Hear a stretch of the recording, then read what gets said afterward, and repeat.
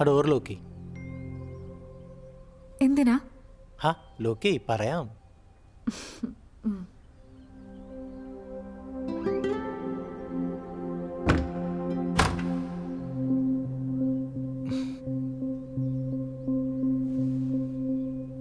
നീ എന്തി 1 കിലോമീറ്റർ ദൂരെ പോയിരിക്കണേ? വാങ്ങ അടുത്ത് വന്നിരിക്കും. ഓക്കെ. ഇങ്ങ് അടുത്ത് വന്നിരിക്കും.